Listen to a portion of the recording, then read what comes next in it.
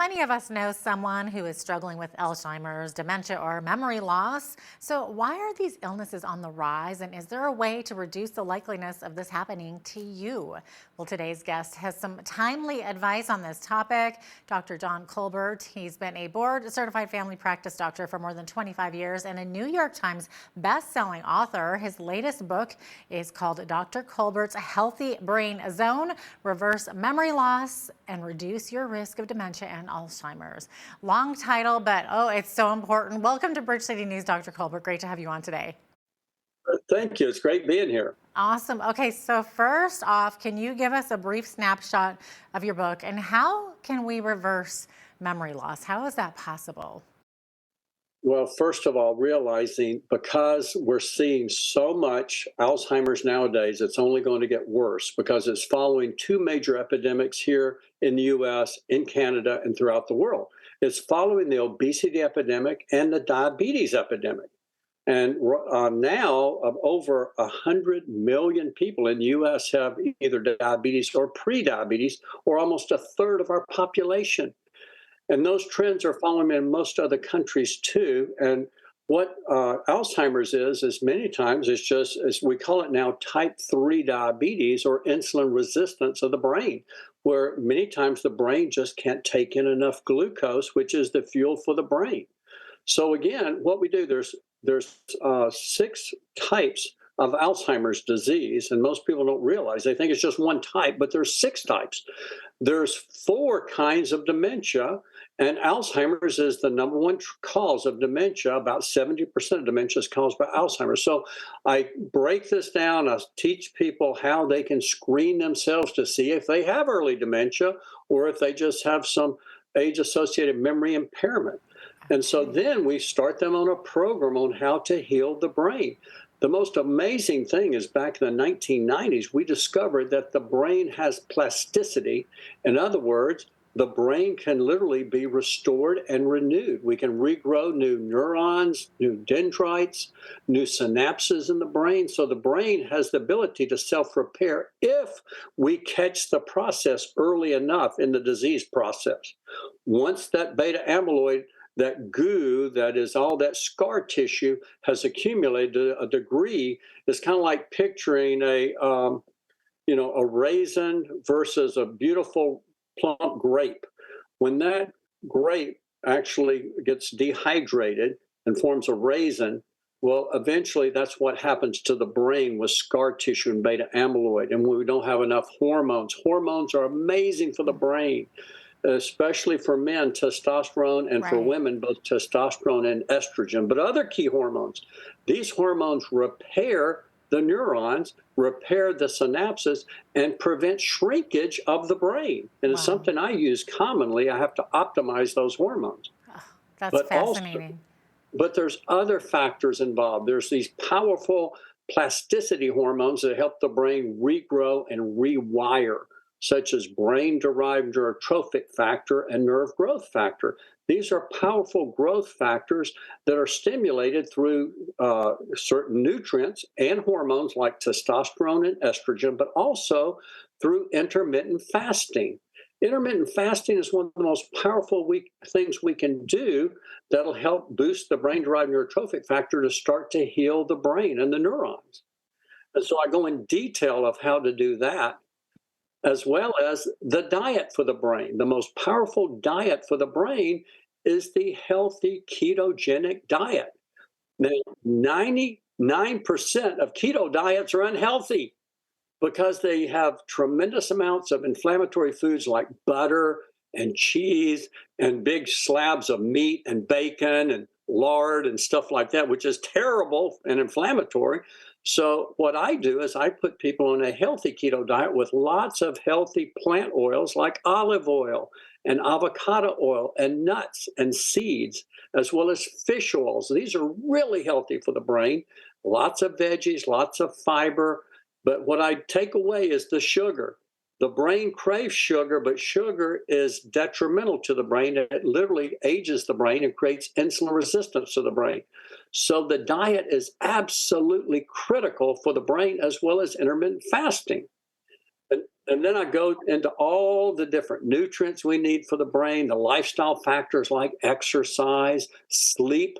Sleep is critical for the brain. Did you know that sleeping on your side actually removes the most beta amyloid from the brain?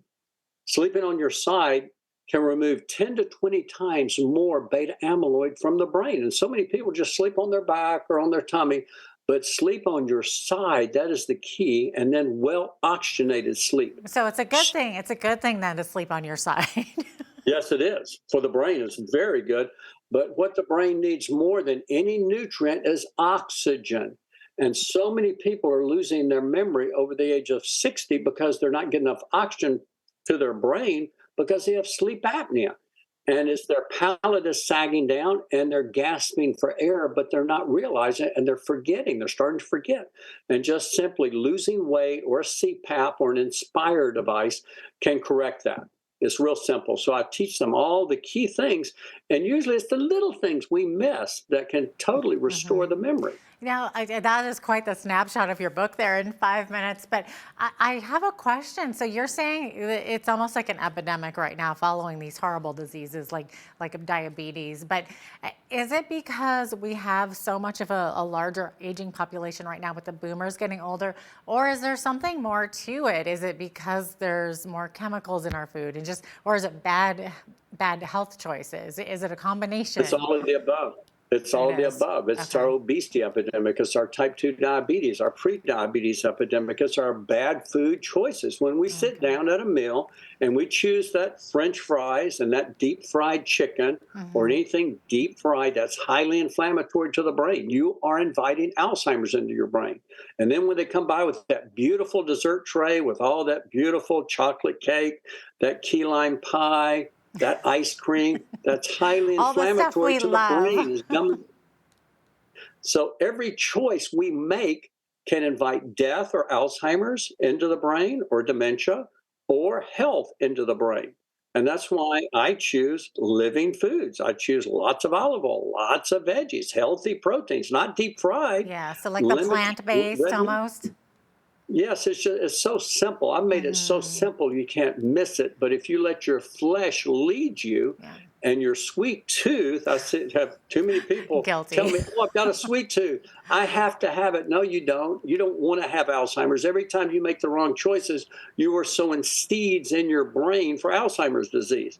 You need to choose living foods so that you can invite life and not have Alzheimer's, not choose Alzheimer's or dementia into your brain. It's real simple. And we're hearing a lot today about mind and gut, that connection. And so like the healthy gut leading to a healthier brain and vice versa. So it sounds like you're also suggesting that the key ingredient to fighting that memory loss isn't prescriptions or unnatural treatments, but rather in a healthy gut-friendly diet, basically, right? Absolutely. In fact, a few years ago, I wrote a book called The Healthy Gut Zone, teaching about the key items that harm the gut, which mainly it's antibiotics and antibiotics in the foods we eat, which, by the way, 80% of the antibiotics in our country are given to livestock and chickens. So when you eat those animals, you're getting antibiotics and it's destroying your good bacteria and creating leaky gut, which is eventually can lead to a leaky brain. And so, or leaky blood-brain barrier.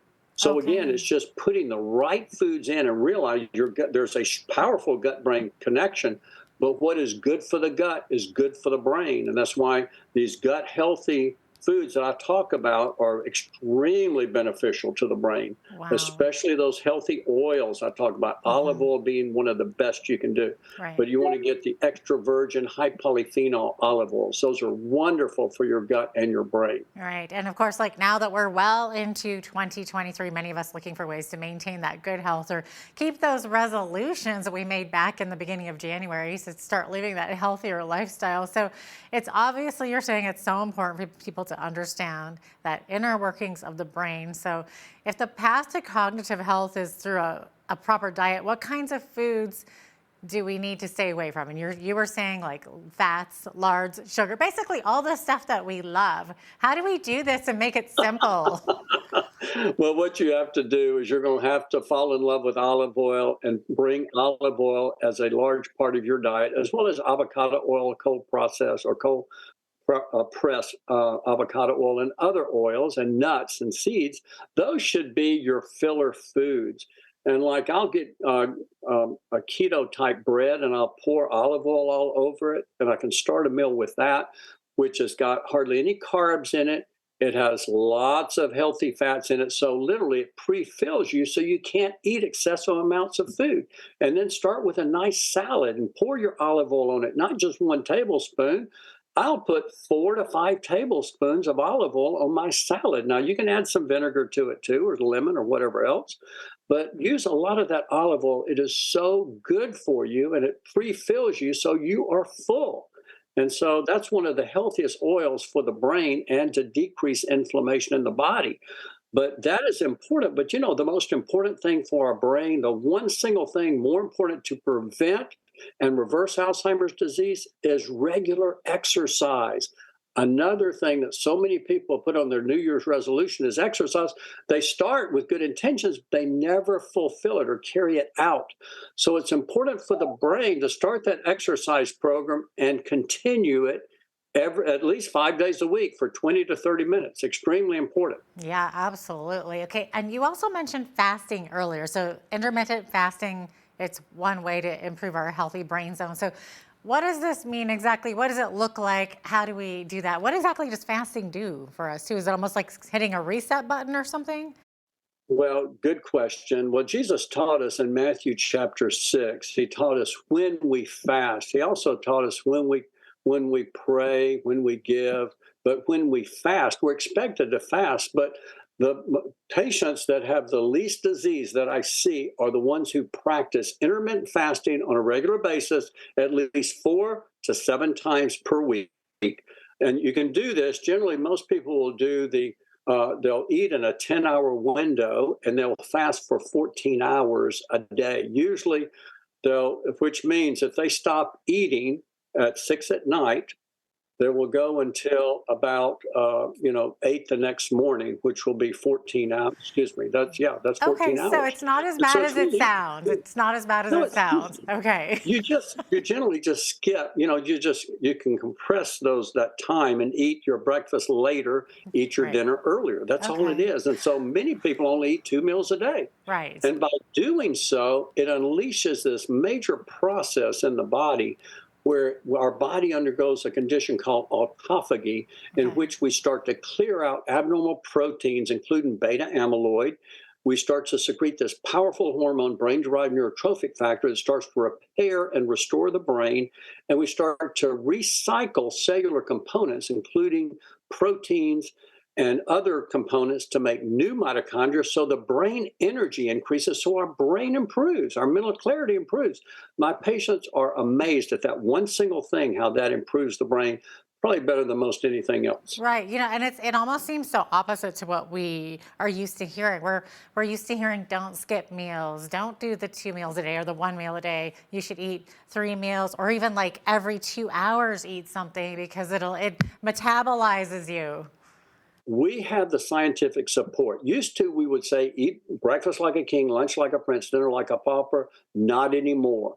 We say, eat a late breakfast, an early dinner, eat, and usually a little 10-hour, 8 or 10-hour window. And then literally you unleash this reparative process in the body and in the brain. And my patients feel absolutely amazing when they make this a habit, at least 4 to 7 days a week, and they feel amazing. And I practice this at least 4 to 7 days a week. Great. So you mentioned your patients. So what kinds of results are you seeing with this in terms of, are these people actually reversing memory loss?